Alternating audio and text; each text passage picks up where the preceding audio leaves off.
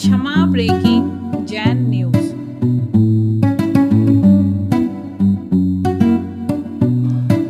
शरद पूर्णिमा का पवित्र दिवस,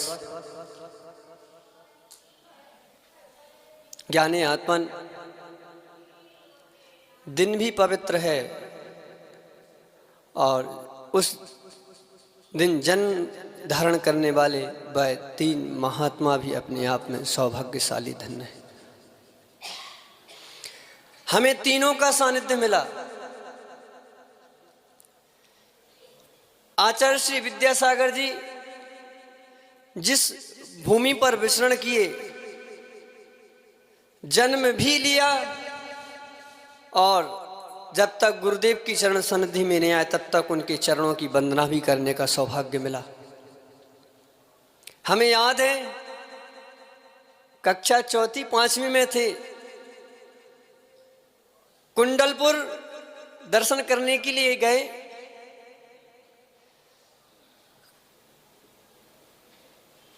तालाब के सामने कहें, अभी वर्तमान में विद्यासागर निलय है, पहले नहीं था। क्यारी में आचार्य श्री लेटे थे। बैया वृत्ति करने के लिए परिवार वालों ने कहा कि जाओ बैया वृत्ति करके आओ। तो हम गए और ब्रह्मचारी खड़ा खड़ा सिर्फ अंगूठा छूने दे और आगे बढ़ा दे। हम बच्चे थे तो बच्चे को पकड़ के उसने साइड कर दिया, चलो तुम एक तरफ हो। तो हमने ब्रह्मचारी को पकड़ा और धक्का दिया जोर से, तू उधर जा। और 15 मिनट तक आचार्य श्री की बैया वृत्ति की। फिर बहुत बार दर्शन हुए, कुंडलपुर में भी बहुत बार दर्शन हुए, फिर रामटेक में भी दर्शन हुए। पर इतना जीवन का सौभाग्य रहा कि जब भी उनके चरणों की वंदना के लिए गए, मन भर करके उनके चरणों की वंदना की। रामटेक में जा रहे थे, 2007-8 की बात है। तो उस समय महोत्सव चल रहा था, तो रुकने की व्यवस्था नहीं थी। तो उन्हीं के शिष्य का चतुर्मास हुआ था। हम लोगों ने महाराज जी से कहा कि रामटेक जा रहे हैं आचार्य जी का दर्शन करने, तो कुछ ना कुछ व्यवस्था तो होना चाहिए। तो चौकी के लिए जो 3 सेट बना हुआ था, तो छल्लक जी ने यहाँ से सूचना करा दी और उस 3 सेट में 3 दिन तक हम लोग, बड़े बड़े सेठिया लोग तो बाहर रोड पर सो रहे हैं, हम लोगों को आनंद से 3 दिन चौके वाले सेट में रुकने की व्यवस्था हो गई।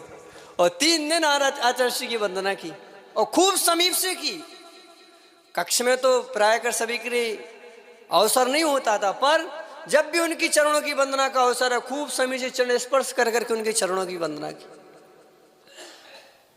ज्ञानमती माता जी का भी आज जन्म दिवस है। आचार्य श्री समय सार का भी है। जब गुरुदेव का 2016 में बांसवाड़ा के लिए प्रवेश हुआ था, तो खांदू कॉलोनी में समय सागर जी उस समय 8 मुनियों के साथ विराजमान थे। उनका फिर बागी दौरा के लिए उधर तरफ बिहार हो गया था। तो आचार्य श्री ने हम लोगों के लिए इशारा किया।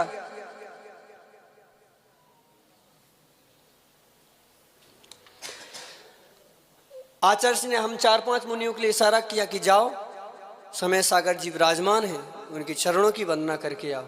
हम गए, वंदना की, बड़ा अच्छा लगा। और ब्राह्मी लिपि के बारे में उनसे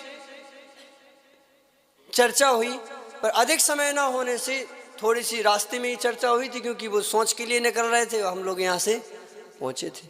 बड़े सहज और शांत। ज्ञानमती माता जी का तो इस जीवन के ऊपर गुरुदेव का उपकार तो है ही, पर उनका भी उपकार। ज्ञानमती माता जी के पास आपको सत्य घटना बता देते हैं। कक्षा नमोस्तु भगवान, कक्षा 10वीं में हम फेल हो गए और फेल होने के बाद इच्छा हुई कि अब आत्महत्या करेंगे। हाँ, ओरिजिनल घटना है। तो 3 दिन पहले साइकिल लेकर के कॉलोनी में घूमने को जा रहे थे, सामने से बस आ रही थी कि अब भाई अब क्या, अपनी बुद्धि चलती नहीं है, पढ़ने में मन लगता नहीं है, तो अब इससे बढ़िया है। और किसने देखा, तो खूब स्पीड से साइकिल चला करके यहां से सामने से और उधर से बस आ रही थी। तो अपन देखा कि बस वाले के नीचे चले जाएंगे। कि अपन आत्महत्या करने के लिए जा रहे थे। तो उस समय क्या हो कि बस वाले ने अपनी बस मोड़ ली तो साइकिल एक तरफ से चली गई। फिर दूसरे दिन सोचा कि अब चलो अपन, तैरना तो आता नहीं है, तो दूर जहां झील है वहां जाकर कोई जाता भी नहीं है, और झील में बड़ी स्थिति खराब बनती है भाई, जब फेल हो जाते हैं, कोई विपरीत परिस्थितियां आती हैं। इस संकलेश है ना, बहुत खतरनाक होता है दिमाग का। तो जैसे ही सोचा कि अपन कल जाएंगे, उसके एक दिन पहले एक भाई का एसएमएस आया कि भाई देखो, मित्री था कि भाई मरने से अच्छा है कि अपन ज्ञानमती माता जी के यहाँ पढ़ने के लिए चलते हैं। तुमने कहा कि भाई याद तो होता नहीं है, अब पढ़ाई मढ़ाई क्या करना है, जिंदगी सब ऐसा ही है। तो बोला कि नहीं, चलो ज्ञानमती माता जी के पास अपन पढ़ने के लिए चलते हैं। और हम तो किसी को मानते नहीं थे, एक ही को देखा था बचपन से, तो अपन थोड़ी फक किसान टाइप के आदमी थे, तो अपन ने कहा कौन ज्ञानमती वगैरह, अपन किसी के पास नहीं जाएंगे। तो बोले नहीं, एक बार ज्ञानमती माता जी के पास चलो। तो वहां से फिर सूचना भी आई कि आचार्य वीर सागर विद्यापीठ प्रारंभ हो रहा है, तो आना चाहिए बुंदेलखंड के बच्चों को। तो हम लोग ज्ञानमती माता जी के पास, वो दिमाग खराब में भूत तो चढ़ी था कि अब चलो ठीक है, ज्ञानमती माता जी के पास गए, प्रवेश हुआ। फिर ज्ञानमती माता जी ने कहा कि तुम ऐसे मायूस कैसे रहते हो। तो मैंने कहा कि माता जी ऐसी मेरी भावना हो गई थी, और मैं ऐसा करने के लिए गया था, और मैं करने को जा रहा था, पर आपके यहाँ से सूचना पहुंच गई, तो वो तो मैं सबने नहीं किया और आपके पास आ गया। फिर माता जी ने समझाया कि जीवन में ऐसा नहीं करना पड़ता है। फिर क्या हुआ, दूसरे दिन से पढ़ाई हमारी चालू हुई। चंद्रामती माता जी, आस्था दी, वर्तमान में स्वर्णमती माता जी हैं, उनने पहले भाग से पढ़ाना चालू किया। नमोकार मंत्री आता था, वो भी शुद्ध नहीं आता था।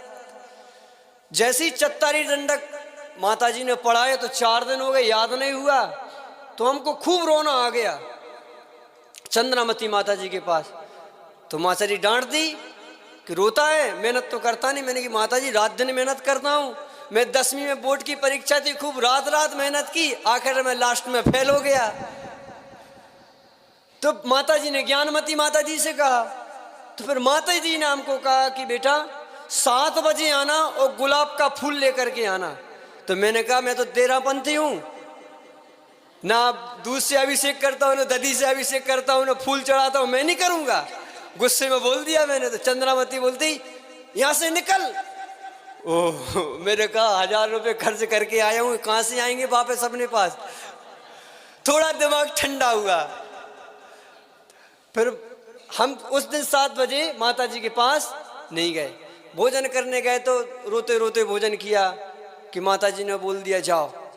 तो फिर रमेंद्र कीर्ति जी से मैंने बोला, तो उन्होंने माता जी से बोला, तो माता जी ने फिर 2 बजे बुलाया। हम माता जी के पास 2 बजे गए। तो बोले क्यों रो रहे थे। मैंने कि माता जी ऐसा है, दिमाग चलता नहीं है, याद होता नहीं है। माता जी ने मुझे डांट दिया। अब वो कहती, और आप कह रहे थे कि फूल लेकर के आओ, मैं तो तेरापंथी हूँ, फूल कैसे चढ़ाऊं। तो वो उन्होंने कहा देखो अभी तुम बच्चे हो, पढ़ाई करो, और जब तुम्हें नहीं समझ में आए तो फिर आगे मत चढ़ाना। अभी तुम्हें विद्या चाहिए ना। तो हमने कहा चाहिए। तो बोले फिर गुलाब का फूल लेकर के आओ। तो गुलाब का फूल लेकर के गए। माता जी ने दरवाजा बंद किया। वो दृश्य अभी तक मुझे याद है। माता जी ने मेरा माथा पकड़ा, अपने चरण पर लगा, 3 बार जोर से पिच्ची ठोकी और सरस्वती मंत्र दिया।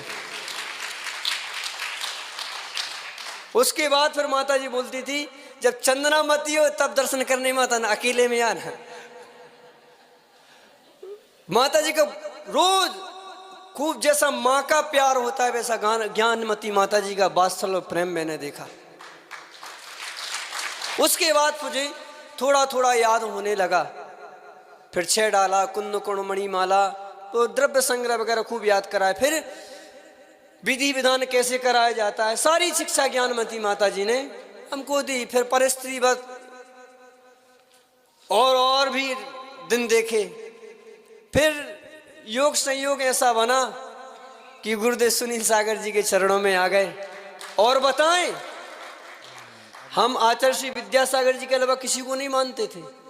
तो हमने कहा कि ज्ञानमती आप दूसरे हो, आप हम किसी को नहीं पूछेंगे। वहां मुनिराज भी आते तो शीशे, यहाँ तक कि चिन्मय सागर जी आए थे, उनके पास भी नहीं गया मैं। फिर ज्ञानमती माता जी बोली, विद्यार्थियों इतने बड़े मुनिराज आए, आप लोग दर्शन करने गए कि नहीं गए?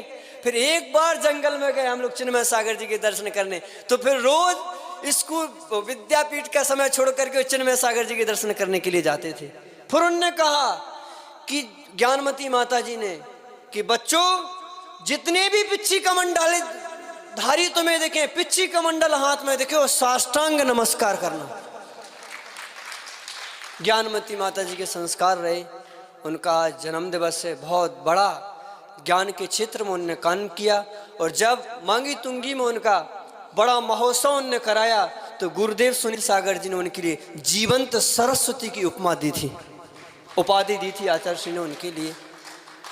ज्ञानमती माता जी बहुत मूर्धन्य और धर्म के क्षेत्र में, आत्म के क्षेत्र में और लौकिक समाज उद्धार की भी अनेक कार्य कर रहे हैं। हम तो कहेंगे सभी साधु संतों से, पिच्छीधारियों से, श्रावक श्राविकाओं से कि जैसे चतुर्मास से आप देख रहे हो, प्रवेश के दिन से लेकर के आज का दिन, आज के दिन से लेकर के विनिर्माण महोत्सव तक, जैसे इस मंच से सभी साधुओं के उत्सव मनाए जाते हैं, अगर ऐसी सारे मंचों से साधुओं का सम्मान उत्सव, उनका अभिवादन किया जाए तो समाज में एकता और देश में सौहार्द का माहौल बनेगा।